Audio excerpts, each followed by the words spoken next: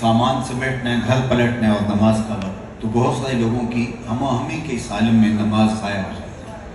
اس لیے غافل کو تنبیہ کی، تلاش رزق میں کہیں رازق کو بھول نہ جانا اور عصر کی نماز ضائع نہ کر بیٹھنا۔ تیسرا چوتھا معنی امام رازی نے جو کیا عصر کا، وہ کہتے ہیں عصر سے مراد زمانہ خاص ہے، اور وہ زمانہ ہے جناب رسالت مآب صلی اللہ علیہ وسلم۔ حضور علیہ السلام کے زمانے کی قسم کر کے غافل انسان کو تنبیہ کی گئی ہے کہ تیری زندگی خسارے کی طرف بڑھ رہی ہے، قسم ہے محبوب کے زمانے کی۔ اور امام رازی یہاں ٹھہرے اور اس پہ دلائل بھی دیے، اور میں بھی دو چار باتیں اس پر کرنے کے بعد آگے بڑھوں گا کہ زمانے سے مراد حضور کا زمانہ ہے صلی اللہ علیہ وسلم، کیونکہ زمانے کو حسن ہی حضور کی چوکھٹ سے ملا ہے۔ زمانہ وہی زمانہ ہے جو میرے حضور نے گزارا ہے۔ ایک شخص بغداد میں روٹیاں بیچتا تھا، جو تازہ روٹی 1 روپے کی، جو باسی روٹی 2 روپے کی۔ کسی نے روک کے کہا یہ تیرا عجیب سا ریٹ ہے، تازہ روٹی 1 روپے کی ہے تو باسی روٹی 8 آنے کی ہونی چاہیے، تو الٹا اس کو 2 روپے میں بیچ رہا ہے۔ اس نے کہا خریدنی ہے تو خریدو ورنہ واپس چلے جاؤ، میرا ریٹ وہی ہے۔ اس نے کہا ٹھیک ہے یہی رکھنا، لیکن بتاؤ نا کہ تازہ روٹی کی نسبت جو ہے وہ باسی روٹی مہنگی کیوں ہے، جبکہ عقل کہتی ہے کہ سستی ہونی چاہیے۔ تو اس نے کہا سنو پھر، یہ جو باسی روٹی ہے یہ مہنگی اس لیے ہے کہ یہ تازہ روٹی کی نسبت 1 دن حضور کے زمانے سے قریب ہے، اس قربت کی وجہ سے اس کی قیمت بڑھ گئی ہے۔ تو جو وزن ہے وہ تو حضور کے ساتھ ہے، قیمت تو حضور کے ساتھ ہے۔ جو اس چوکھٹ پہ نہیں آیا تو اس کو نور و نکھت، روشنی اور اجالے نصیب نہیں ہوئے۔ اللہ اکبر، کہا قسم ہے محبوب تیرے زمانہ حسین کی۔ اللہ اکبر، تو زمانے کو جو حسن ملا ہے وہ حضور کی وجہ سے ملا ہے۔ دیکھیے قرآن میں ایک دوسرے مقام پر ارشاد فرمایا، لا اقسم بہذا البلد، قسم ہے مجھے شہر کی۔ بالاتفاق یہ سورت مکی ہے اور شہر سے مراد شہر مکہ ہے، تو پھر معنی یہ ہوا کہ قسم ہے محبوب مجھے اس شہر کی، یعنی شہر مکہ کی۔ تو یہ بھی تو کہا جا سکتا تھا مجھے مکے کی قسم، لیکن کہا مجھے اس شہر کی قسم، مراد اس سے مکہ ہی ہے۔ تو پھر سیدھا کیوں نہیں کہا کہ مجھے مکے کی قسم، یہ کیوں کہا مجھے اس شہر کی قسم؟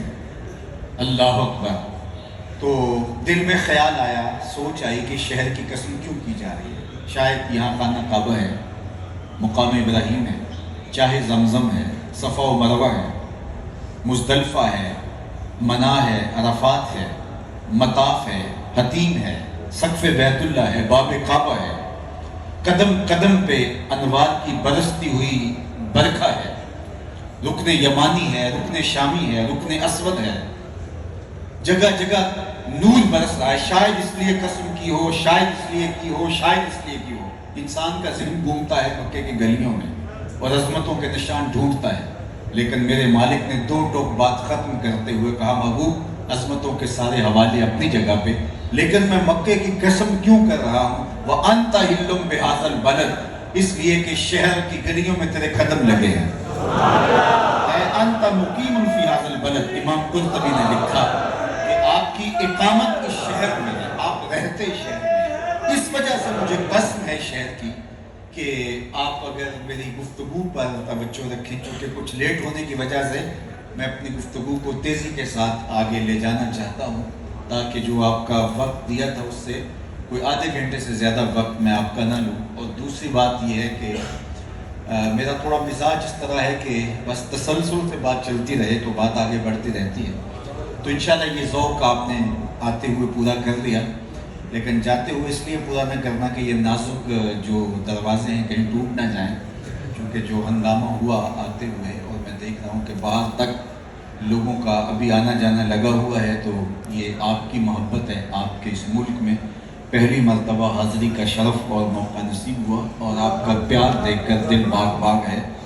ماشاءاللہ مسجد میں گنجائش تو بہت ساری ہے، کتنی عالی شان مسجد بنی ہے، صوری اور مانوی حسن کے ساتھ مالا مال ہے، لیکن اس کے باوجود یہ آپ کی محبت ہے کہ دل دھرنے کی جگہ موجود نہیں ہے۔ تو میں چاہوں گا کہ جو میں آپ سے کچھ عرصہ کے لیے ہم کلام ہوں تو آپ کی ساری توجہات سمٹ کے میری جانب مبذول رہیں. باہر جو آنے جانے والوں کا شور ہے آپ اس پر توجہ نہ رکھیں. ظاہر ہے کہ انہیں تو اندازہ نہیں ہے کہ اندر جگہ نہیں ہے، تو بہت سارے لوگ اندر آنے کی کوشش میں لگے ہوئے، لیکن آپ کی توجہ میری جانب مبذول رہے. تو کہا کہ شہر سے مراد شہر مکہ ہے، تو اس مکے کی قسم کیوں کی؟ کہا اے انت مقیم فی ھذا البلد، اس لیے کہ محبوب مجھے اس شہر کی قسم اس لیے کہ شہر کی گلیوں میں تیرے قدم لگے ہیں، تیرے انفاس کی خوشبو سے اس شہر کی فضائیں مہکتی رہی ہیں. مجھے قسم اس لیے کہ محبوب تیرا ڈیرہ اس شہر میں ہے، تیرا بسیرہ اس شہر میں ہے. اللہ اکبر. تو اس شہر کی عظمتوں کے حوالے کہ یہاں مکہ المکرمہ میں کعبۃ اللہ ہے، مقام ابراہیم ہے، چاہے زمزم ہے، صفا و مروہ ہے، مطاف ہے، مزدلفہ ہے، منی ہے، رکن یمانی ہے، رکن شامی ہے، رکن اسود ہے، رکن عراقی ہے، سقف بیت اللہ ہے، باب کعبہ ہے، ملتزم ہے، مطاف ہے، حتیم ہے. یہ ساری جگہیں اپنی جگہ پہ، لیکن میں شہر کی قسم اس لیے کر رہا ہوں کہ محبوب اس کی گلیوں میں تیرے قدم لگے ہیں، اس کی خاک نے تیرے قدموں کے بوسے لیے ہیں، اس لیے مجھے شہر کی قسم. کہ یہاں تم جو رہتے ہو، تمہارے الفاظ کی خوشبو جو اس گلیوں میں مہکتی رہی ہے، مجھے اس لیے شہر کی قسم. تو قسم محبوب کی وجہ سے فرمایا. یہاں میں آپ کو رک کے ایک اور بات بتاؤں کہ علماء کے مابین اختلاف ہے کہ مکہ المکرمہ افضل ہے یا مدینہ النبی افضل ہے صلی اللہ علیہ وسلم. بعض نے کہا مکہ شریف افضل ہے، دلائل دیے بڑا وزن ہے دلائل. بعض نے کہا مدینہ شریف افضل ہے، دلائل دیے بڑا زور ہے دلائل. لیکن شیخ عبدالحق محدث دہلوی علیہ الرحمہ نے ایک تیسری بات کی. بعض نے کہا مکہ شریف افضل، دلائل موجود. بعض نے کہا مدینہ شریف افضل، دلائل موجود. لیکن شیخ محقق نے کہا جب حضور مکے میں تھے تو مکہ افضل تھا، جب مدینے آ گئے تو مدینہ افضل تھا. جدھر جدھر سے وہ گزرتے گئے مجد و شرف بھی پیچھے پیچھے رہا. اللہ اکبر، اللہ اکبر. چند لمحوں کے لیے ٹھہرے تھے تم جس پیڑ کے نیچے. اگر آپ کا شعری ذوق میرے ساتھ مطابقت کر جائے تو اس شعر کا حسن دیکھیے. چند لمحوں کے لیے ٹھہرے تھے تم جس پیڑ کے نیچے، سنا ہے آج تک اس پیڑ کا سایہ مہکتا ہے. پیر نصیر الدین علیہ الرحمہ نے تو قلم توڑ دیے. ایک بار وہ جدھر سے گزرے ہیں نصیر، ایک بار وہ جدھر سے گزرے ہیں نصیر، بار بار ادھر سے بہار گزری ہے. وہ مکے میں تھے تو مکہ افضل، وہ مدینے میں تھے تو مدینہ افضل. اللہ اکبر. شیخ شہاب الدین سہروردی علیہ الرحمہ سے ایک مرید نے سوال کیا، حضرت اس کائنات میں سب سے افضل جگہ کون سی ہے؟ تو انہوں نے کہا بیٹے وہی جگہ جہاں حضور تشریف فرما ہے، جہاں حضور جلوہ فضا. تو مرید نے دوسرا سوال کیا، پھر ہم جنت کی آرزو کیوں کرتے ہیں؟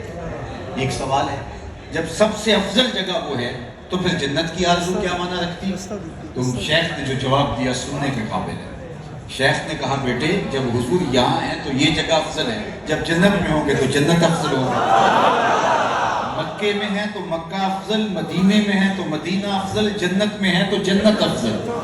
جدھر جدھر سے گزرتے گئے ادھر ادھر ہی نور جاتا گیا. اور یہ ان کا حضرت شیخ کا محض جو ہے وہ عقیدت کا معاملہ نہیں، بلکہ میں آپ کو ایک حدیث اس پر سناتا ہوں. حدیث پاک میں آتا ہے کہ جو پہلی صف میں کھڑا ہونے کا ثواب ہے، اگر لوگوں کو پتہ چل جائے کہ وہ ثواب کیا ہے تو لوگ آپس میں الجھ پڑیں، خدا ڈالیں کہ میں پہلی صف میں کھڑا ہوں. اب پہلی صف کون سی ہے؟ شیخ یہاں کھڑے ہوتے ہیں اور یہ صف پہلی صف ہے. لیکن اگر یہ مصلی برآمدے میں بچھا لیں تو بتاؤ یہ صف پہلی صف رہے گی؟ اور اگر وہ وہاں سے بھی مصلی اٹھا کے چھت پہ لے جائیں تو شرف چھت پہ چلا گیا. اب شیخ یہاں کھڑے ہیں تو شرف یہاں ہے، وہاں صحن میں چلے گئے تو شرف صحن میں، اور اگر مصلی چھت پہ لے گئے تو شرف چھت پہ. 14 صدیاں گزرنے کے بعد آج کا امام اگر مصلی بدل لے تو شرف بدل جاتا ہے. تو نبیوں کا امام مکے میں ہو تو شرف مکے میں، مدینے میں ہو تو شرف مدینے میں، جنت میں ہو تو شرف جنت میں. جدھر جدھر سے گزرتے جائیں گے مجد و شرف بھی پیچھے پیچھے رہے. تو کہا قسم محبوب تیرے زمانہ ہستی کی، بے شک انسان خسارے میں ہے. آج کا انسان تو سوال کر سکتا ہے کہ میں تو خسارے میں نہیں ہوں. کہاں گھاس پھوس کی جھونپڑیاں اور کہاں عالی نسل محلات.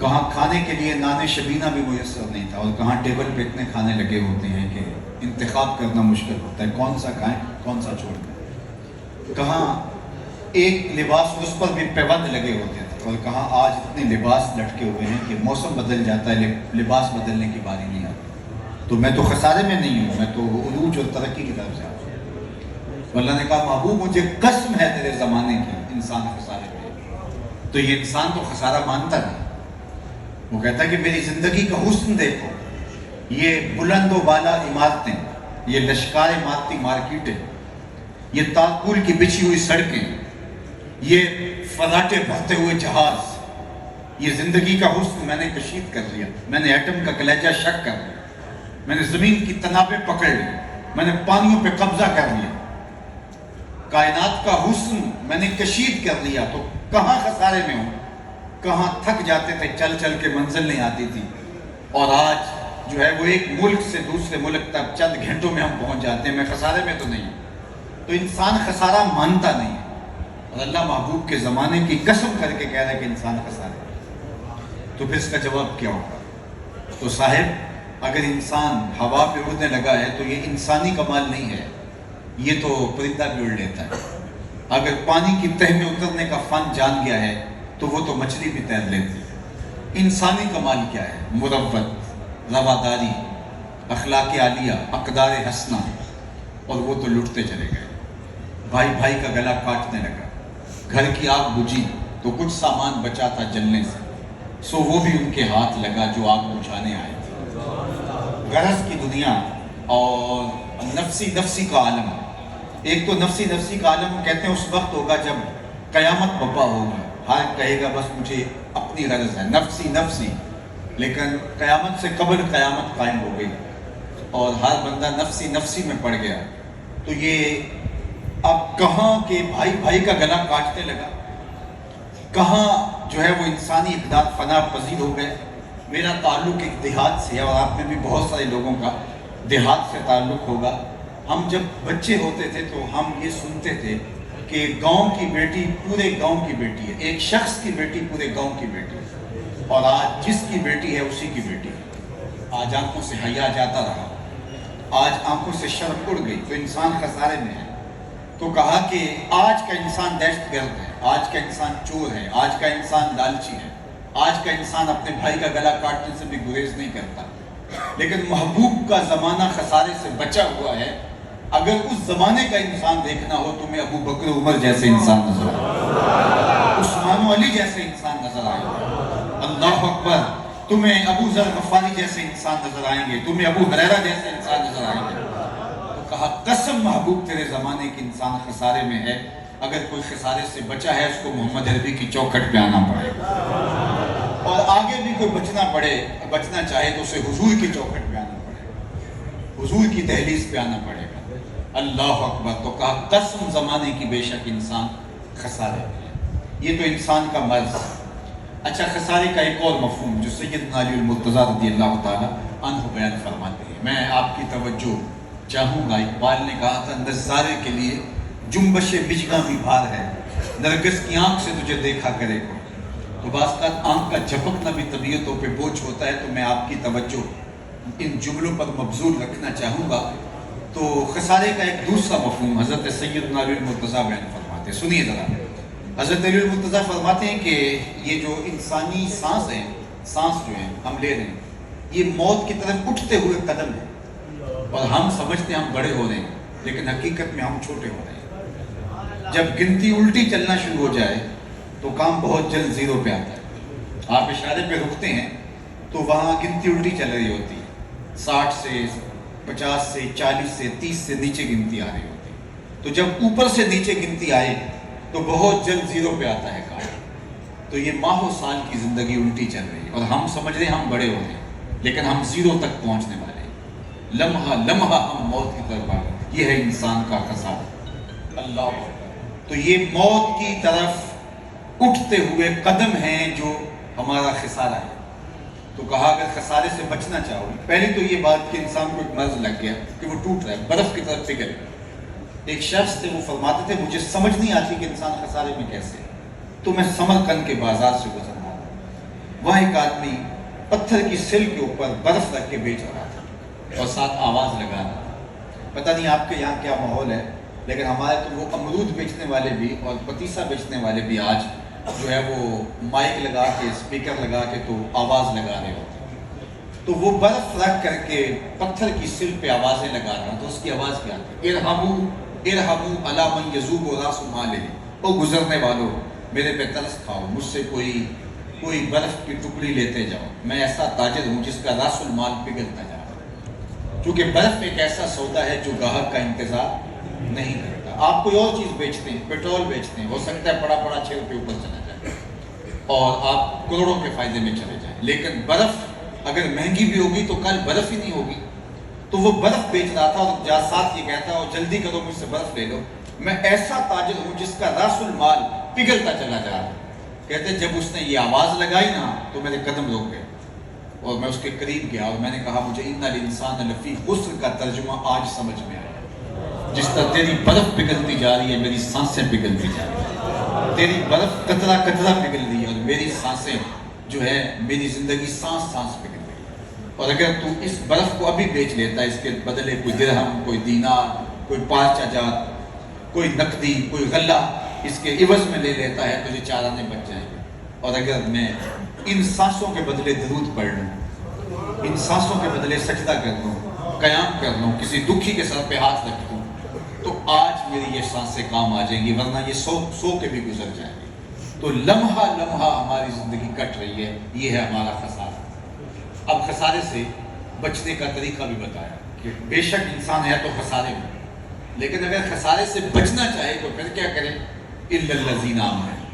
اگر بچنا چاہتا ہے تو محمد عربی کا دامن پکڑ لے، پھر خسارے سے بچ جائے. ورنہ بادشاہ بھی خسارے سے نہیں بچ پائیں گے، شہنشاہ اور تاج کلا بھی.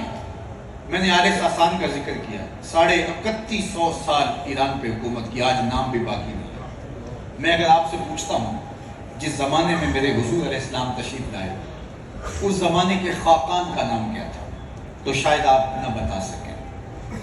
میں پوچھوں جس زمانے میں حضور آئے تھے اس دور کے کیسر کا نام کیا تھا، اس دور کی سپر طاقت رومن امپائر، تو میں پوچھوں کہ اس دور کے کیسر کا نام کیا تھا تو آپ کہیں گے شاید ہم نہیں جانتے. بہت کم لوگ ہیں جو مجھے بتا سکیں.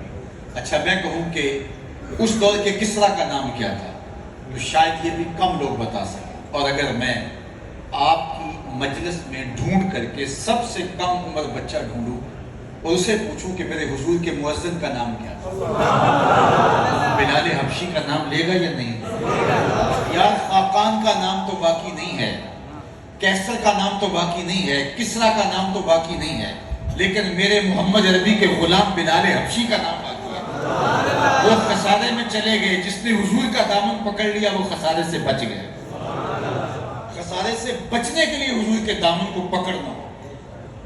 کسی زمانے میں وہ چکی سے آٹا پیسا جاتا تھا، آپ نے اگر دیکھا ہو تو آپ کو بطور کلچر کہیں کہیں پرانا کلچر دکھانے کے لیے چکیاں موجود ہیں، لیکن جو ہے وہ اب تو وہ ذریعہ آٹا پیسنے کا نہیں ہے. لیکن ہم نے بچپن میں چکی سے آٹا پیستے ہوئے دیکھا ہے. تو چکی کے 2 پتھر ہوتے ہیں اور درمیان میں تھوڑی سی خالی جگہ ہوتی ہے، اس میں کلی ہوتی ہے اور اس خالی جگہ پہ دانے ڈالے جاتے ہیں جس کو ہم اپنی زبان میں گالا کہتے ہیں، اور اس میں دانے ڈال کر پھر اس چکی کو گھماتے ہیں. جو دانے وہ پتھروں کے نیچے آ جاتے ہیں وہ پس جاتے ہیں اور جو اس کلی کے ساتھ لگے رہتے ہیں وہ بچے رہتے ہیں.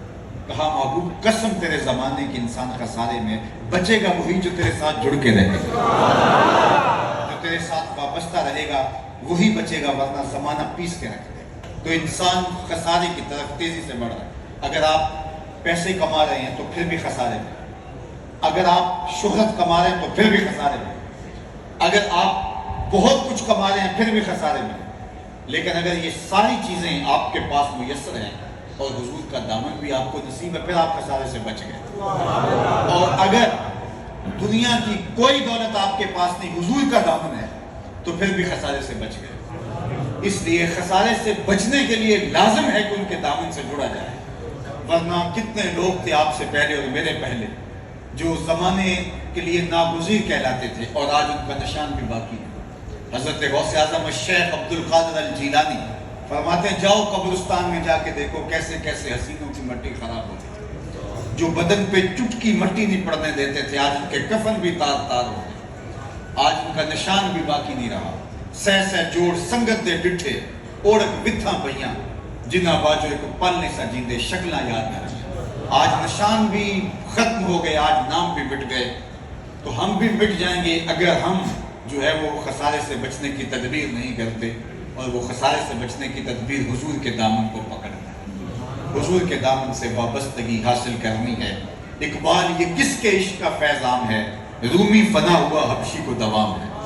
اقبال علیہ رحمہ بولے کہ سلطنت روم کا شہنشاہ مٹ گیا، نام بھی باقی نہیں رہا، لیکن بلال حبشی جو کالے رنگ کا تھا، موٹے تھے، اللہ اکبر، ناک چپٹی تھی، ذات کا غلام تھا، لیکن عزتوں کی مسند پہ بٹھایا گیا۔ آج دنیا کے جس کونے پہ بھی چلے جائیں آپ کو حضرت بلال حبشی کے نام کی مسجد ضرور ملے گی۔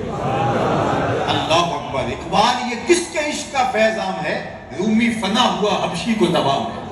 تو اگر بچنا چاہتے ہو خسارے سے تو حضور کے دامن سے لپٹنا پڑے، ورنہ انسان کو خسارہ پیس کے رکھ دے گا۔ وقت کی چکی کے دو پارٹ پیس کے رکھ دیں گے، کوئی بچ نہیں پائے گا۔ کتنے شہنشاہ، کتنے کج کلا، اور کتنے شہنشاہ تھے جو زمانے کو کہتے تھے کہ ہمارے بغیر کائنات کا پہیہ ہی نہیں گھوم سکتا، آج کہاں ہے؟ آج ان کا نام بھی باقی نہیں ہے۔ تاریخ کے اوراق، پھٹے ہوئے اوراق میں ان کے نام باقی ہیں، ورنہ ان کے نشان مٹ گئے۔ لیکن بلال حبشی کا نام بھی باقی ہے، ابو بکر، عمر، عثمان، ولی کا نام بھی باقی ہے، اس لیے کہ جو ان سے جڑ گئے وہ مٹنے والے نہیں ہیں، اللہ انہیں سدخلو فرمانے والا ہے۔ دوسری بات ارشاد فرمائی خسارے سے بچنے کی، ایمان لانے کے بعد اب یہ نہیں ہے کہ ہم مسلمان ہیں بس کافی ہمارے لیے، اور ہم اس پہ مطمئن ہیں کہ ہمارا نام مسلمانوں والا ہے اور ہم مسلمان ہیں، نہیں۔ ایمان دعویٰ ہے تو اس کی دلیل بھی چاہیے، اور وہ دلیل کیا ہے؟ اِلَّا الَّذِينَ آمَنُوا وَعَمِلُوا الصَّالِحَاتِ، تمہارا عمل گواہی دے کہ تم مسلمان ہو، تمہارے رویے گواہی دے کہ تم مسلمان ہو، تمہارا انداز تخاطب گواہی دے کہ تم مسلمان ہو، تمہارا کاروبار گواہی دے کہ تم مسلمان ہو۔ ایک کافر اور ایک مسلمان کے اسلوب حیات میں فرق ہونا چاہیے، ایک مومن اور ایک کافر۔ اگر مومن اس سے بھی بدتر ہے تو پھر اسلام کا اعتبار اور عزت مجروح ہوتی ہے اس شخص کی وجہ سے، بالخصوص جو مختلف بلاد میں رہتے ہیں اور جہاں کافروں کے ساتھ بھی معاملہ ہے، وہاں محتاط ہونے کی زیادہ ضرورت ہوتی ہے، اس لیے کہ ہم اسلام کے نمائندے ہوتے ہیں۔ ہمارے دم سے اسلام کا وقار بحال ہو سکتا ہے اور ہماری وجہ سے اسلام کی رسوائی بھی ہو سکتی ہے، اس لیے ہمیں اپنے ایمان کی گواہی اپنے عمل سے دینی ہے۔ اِلَّا الَّذِينَ آمَنُوا وَعَمِلُوا الصَّالِحَاتِ، میرے استاد فرمایا کرتے تھے یہ نہ ہو کہ تم یہ کہو کہ ہم مسلمان ہوتے ہیں اور تمہیں کہنا پڑے، لیکن نہیں، وہ فرمایا کرتے تھے نہیں، تمہیں کہنے کی ضرورت نہ ہو، تمہارا رویہ، تمہارا طرز زندگی، تمہارا انداز تخاطب، تمہاری وضاحت، تمہارا اسلوب، تمہارا کاروبار ایسا ہونا چاہیے کہ تم دور سے آ رہے ہو لوگ پہچان کے کہیں وہ دیکھو محمد عربی کا غلام آ رہا ہے۔ دور آنکھوں میں تو چہروں پہ اجالے ہوں گے، مصطفیٰ والوں کے انداز نرالے ہوں گے، دنیا میں بھی ان کے دم سے مقدر چمکا، محشر میں بھی ان کی رحمت کے حوالے ہوں گے۔ اس لیے مجھے اور آپ کو اپنی زندگی پر غور کرنا ہوگا۔ آج ہمارا سب سے بڑا مسئلہ یہی ہے کہ آج ہم مسلمان تو ہیں لیکن حقیقی اسلام ہماری روح میں، ہمارے رویوں میں، ہمارے طرز زندگی میں، ہمارے انداز معاشرت میں موجود نہیں ہے۔ اگر کوئی ہمارے سے کاروبار کر کے دیکھے تو وہ ہمارے اسلام پر شک کرے گا یا ہمارے مسلمان ہونے پہ شک کرے گا۔ تو مجھے اور آپ کو دیکھنا ہوگا کہ اگر ہم مسلمان ہیں تو ہمارا رویہ گواہی دے، ہمارا طرز عمل گواہی دے، ہمارا انداز حیات گواہی دے۔ ہم دور سے بھی پہچانے جائیں کہ ہم مسلمان ہیں، اور اگر کوئی ہمارے ساتھ جڑ کے دیکھے، ہماری ہمسائیگی کے اندر کوئی بس کر کے دیکھے، ہمارے سے رشتہ ناتا جوڑ کر کے دیکھے، تو اسے گواہی ملے ہمارے رویے سے، ہاں ہاں حضور کے غلام ایسے ہوا کرتے۔ لیکن اگر ہمارے رویے جو ہیں وہ کافروں سے بھی بدتر ہوں تو پھر ہم کس منہ سے اپنے اسلام کا دعویٰ کر سکتے ہیں؟ اس لیے ہمارا دین ہم سے عمل مانگتا ہے، ہمارا دین ہم سے اچھا کردار مانگتا ہے۔ اقبال نے جب شکوے کی زبان کھولی تو لہجہ تھوڑا تلخ ہو گیا تھا۔ صفائے دہر سے باطن کو مٹایا ہم نے، نوع انسانی کو غلامی سے چھڑایا ہم نے، تیرے کعبے کو جبیدوں سے بسایا ہم نے، تیرے قرآن کو سینوں سے لگایا ہم نے، پھر بھی ہم سے گلہ ہے کہ وفادار نہیں، ہم وفادار نہیں، تو بھی تو دلدار نہیں۔ تھوڑا لہجہ تلخ ہو گیا کہ مالک پوری دنیا پہ مسلمان ہی پس رہے ہیں، مسلمان ہی کٹ رہے ہیں، جہاں بھی خون بہتا ہے شجرہ پوچھو تو مسلمانوں کا ہوگا، تو مالک ہم ہر جگہ پہ ہم ہی ذلیل ہونے کے لیے رہ گئے ہیں، جبکہ ہم تیرے نام لیوا ہیں، ہم نے کعبہ کو بسایا، ہم نے تیرے قرآن کو سینوں سے لگایا، ہم نے برستی تلواروں کے نیچے کلمے کی پکار کی۔ تو جواب آیا، سنو اب جواب شکوہ، لفظ وہی ہے، صرف تھوڑا صیغہ بدلتا ہے، اب آواز ادھر سے آ رہی ہے۔ صفائے دہر سے باطل کو مٹایا کس نے، نو انسانی کو غلامی سے چھڑایا کس نے، میرے کعبے کو جبینوں سے بسایا کس نے، میرے قرآن کو سینوں سے لگایا کس نے، تھے تو آباء تمہارے ہی مگر تم کیا ہو، ہاتھ پہ ہاتھ درے منتظر فردا ہو، ہر کوئی مست مئے ذوق تن آسانی ہے، تم مسلمان ہو یہ انداز مسلمانی، حیدری فقر ہے نئے دولت عثمانی ہے، تم کو اسلاف سے کیا نسبت روحانی ہے، وہ معزز تھے زمانے میں مسلمان ہو کر، تم خال ہوئے تارک قرآن۔ ان کی عزت اسلام کی وجہ سے تھی، تمہاری ذلت، رسوائی، دکبت، ادبار، پستی، زبوں عالی اس لیے ہے کہ تمہارا اسلام تمہاری زبان پر ہے، ان کا اسلام کے دل پر ہے، تمہارا جو ہے وہ اسلام تمہاری نو کے زبان پر ہے، قولاً تو مسلمان ہو لیکن وہ رویتاً مسلمان تھے، جب وہ کسی سے کاروبار کرتے تھے تو پتہ چلتا تھا یہ مسلمان ہے، جب کسی سے وعدہ کرتے تھے پتہ چلتا تھا یہ مسلمان ہے۔ حضور علیہ السلام سے پوچھا گیا کہ مومن بزدل ہو سکتا ہے؟ کہا نہیں، مومن بہادر ہوتا ہے، لیکن ہو سکتا ہے کبھی بزدلی بھی کر جائے، آخر بشری تو ہے۔ پھر دوسرا سوال ہوا، کیا مومن بخیل ہو سکتا ہے؟ کہا نہیں، سخی ہوتا ہے، لیکن ہو سکتا ہے کبھی کبھار زندگی میں وہ بخل بھی کر جائے۔ تو تیسرا سوال حضور سے پوچھا گیا، مومن جھوٹا ہو سکتا ہے؟ حضور میں جھوٹا نہیں ہو سکتا، یہ طے شدہ بات ہے کہ مومن جھوٹا نہیں ہو سکتا، اور میں قدم قدم پہ جھوٹ بولوں، اپنی بیوی سے، اپنے بچوں سے، اپنے بھائیوں سے، اپنے دوستوں سے، اپنے کاروباری شراکت داروں سے، معاشرے کے فرد سے جھوٹ بولوں، اور میں کہوں کہ میرے سے بڑا عاشق رسول زمانے میں نہیں ہے، تو صاحب یہ تم اپنے آپ کو دھوکہ دے دو، اللہ رسول کو دھوکہ نہیں دے سکتے۔ چمی گوئم مسلمانم بلرزم کہ دانم مشکلات لا الہ، جب میں کہتا ہوں میں مسلمان تو کانپ جاتا ہوں، اس لیے کہ میں لا الہ الا اللہ کے تقاضوں کو جانتا ہوں۔ حضور میں مومن جھوٹ نہیں بول سکتا، یہ ہو ہی نہیں سکتا کہ مومن ہو اور جھوٹا ہو۔ آج ایک کافر بھی اگر جھوٹ نہ بولے اور ہم اس کے ساتھ جھوٹ بول رہے ہوں، اور ہم اس کو اسلام کی دعوت کیسے پیش کر سکتے ہیں؟ ہمارے صوفیاء نے جو اسلام پڑھائی اتنی لمبی تقریریں تو نہیں کی تھی جتنی ہم کر رہے ہیں، ان کی نظر اٹھی اور 90 لاکھ کافروں نے کلمہ توحید، یہ ان کے کردار کی چمک تھی، ان کے کردار کی روشنی تھی۔ میں ایک اور بات بالخصوص جو بلاد کفر ہیں وہاں کے لوگوں کو خاص طور پہ کہتا ہوں، اور میں آپ سے بھی دہراؤں گا کہ عرب کے تاجر اور عرب کے صوفیاء بزرگ وہ برِ صغیر پاک و ہند میں دیگر بلاد میں آئے، یہاں بھی آئے، ملائیشیا میں بھی، انڈونیشیا میں بھی، مختلف ممالک کے اندر عرب مشائخ اور عرب تاجر آئے، اور یہاں آنے کی وجہ سے کیا ہوا کہ یہاں کا کفر ٹوٹا، اور ان کے کردار کی وجہ سے، ان تاجروں کی وجہ سے جو تجارت کرنے آئے تھے، آئے وہ روٹی روزی کمانے کے لیے تھے، لیکن کردار اتنا ستھرا تھا کہ لوگوں نے اسلام قبول کرنا شروع کیا۔ ایک زمانہ وہ تھا کہ عرب سے تاجر آئے اور ان کے کردار کی وجہ سے لوگوں نے اسلام قبول کیا، علماء آئے، صوفیاء آئے، ان کے کردار کی وجہ سے لوگوں نے اسلام قبول کیا۔ آج یورپ میں، امریکہ میں اور دنیا کے مختلف ممالک کے اندر جو تاجرانہ غرض سے مسلمان عرب کے عجم کے وہاں پہنچتے ہیں، اور علماء اور بڑے بڑے صوفیاء وہاں جاتے ہیں، تو کبھی جانا ہوتا ہے تو تنہائی میں بیٹھتے ہیں تو سارے یہی کہتے ہیں کہ دعا کرو ہماری اولادیں مسلمان رہ جائیں، یہاں کے ماحول میں ہماری اولادیں مسلمان رہ جائیں۔ تو ذرا ہم دیکھیں ہم کہاں کھڑے ہیں۔ ایک زمانہ یہ تھا کہ ہم آئے، ہمارے آباء و اجداد، تو وہاں کے کافر بھی مسلمان ہوئے، اور آج یہ زمانہ ہے کہ آج ہم کہتے ہیں ہماری اولادیں مسلمان رہ جائیں۔ اس کا مطلب کیا ہوا؟ اس کا مطلب سیدھا سیدھا ہے کہ آج ہمارا اسلام ہمارے حلق سے اوپر ہے، جس کی وجہ سے آج ہماری اولادوں میں نہیں اتر رہا، اور ہمیں فکر ہے کہ یہاں ہماری اولادیں وہ نہ لے جائیں۔ ہم آئے تھے تو ان کو اسلام دیا تھا، اور آج وہ ہماری اولادوں کو کفر دے رہی ہیں۔ تو پھر کیا مطلب ہوا کہ ہمیں اپنے اوپر غور کرنا ہوگا کہ ہم کیسے ہیں۔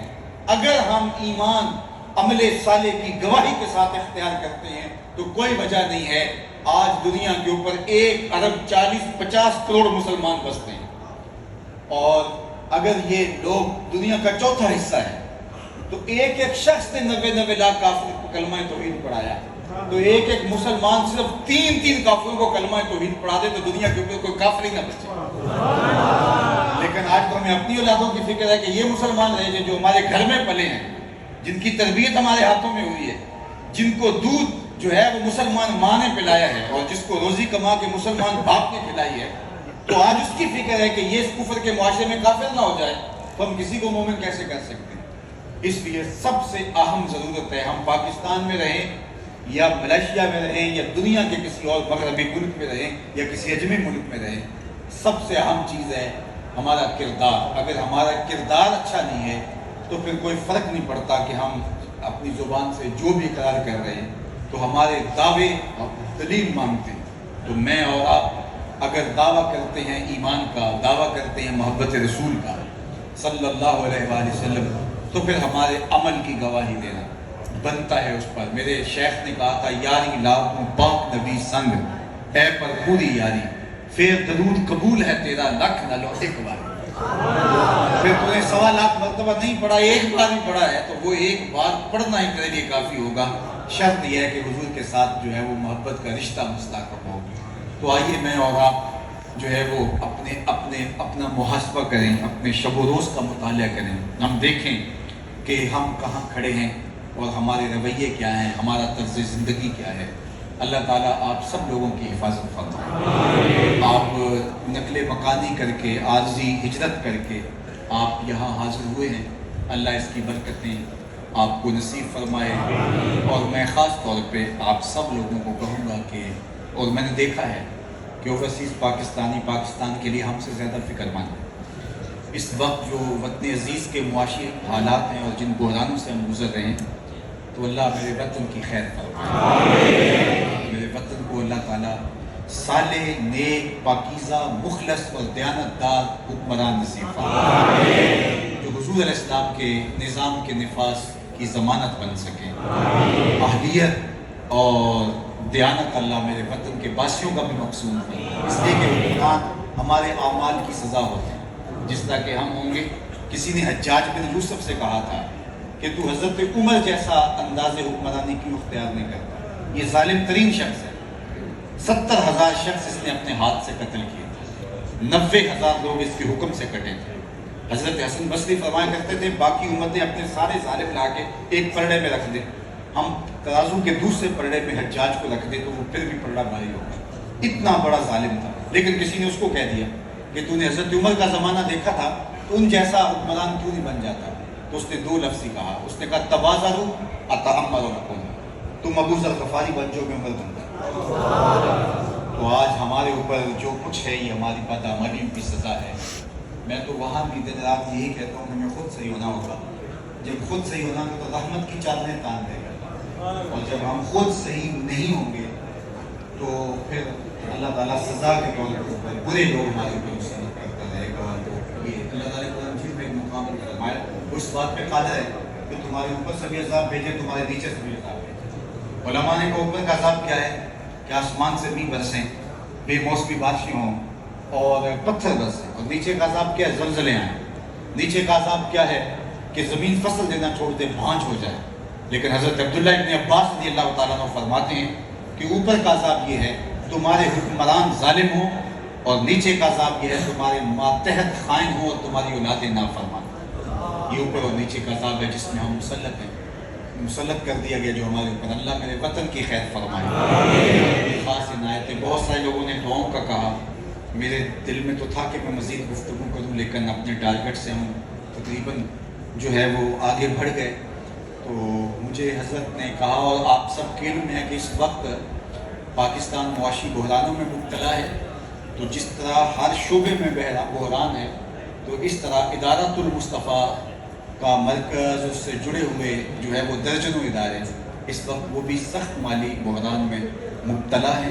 آپ کی ہر طرح کی دعاؤں کی ضرورت ہے، اور میں امید رکھتا ہوں کہ اوورسیز پاکستانی اگر اس مشکل موقع پہ ہمارے ساتھ کھڑے ہو جاتے ہیں، اور ایک ایک فرد ایک ایک طالب علم کے ساتھ بھی کھڑا ہو جاتا ہے، جو کہ بہت بڑی رقم نہیں ہوتی، تو میرا خیال ہے کہ ہم جو ہے وہ آگے بڑھ سکتے ہیں. بس آپ سے دعاؤں کی ضرورت ہے. انشاءاللہ میں جہاں جاتا ہوں پھر آنا جانا لگا رہتا ہے. اللہ نے چاہا تو دوبارہ اس مرتبہ تو بس تیزی میں آئے اور چلے جائیں گے پرسوں. تو انشاءاللہ اللہ نے چاہا تو دوبارہ تھوڑا وقت دے کے اور تھوڑا پہلے بتائیں گے تو مزید منظم انداز میں آگے بڑھیں گے. آپ سے ملاقاتوں اور محبتوں کا جو ہے وہ سلسلہ بھی جاری رہے گا. اللہ دنیا آخرت کی بلائیاں نصیب فرمائے. مجھے دوستوں نے ملاقات کا کہا تو میں نے کہا کہ جو آخری شخص ہے اس شخص تک میں موجود رہوں گا ملاقات کے لیے. یہ ہے کہ آپ ترتیب سے آتے رہیں گے, آسانی سے آتے رہیں گے تو انشاءاللہ جو ہے وہ خیر ہوگی. اللہ سب کو جزائے خیر عطا فرمائے.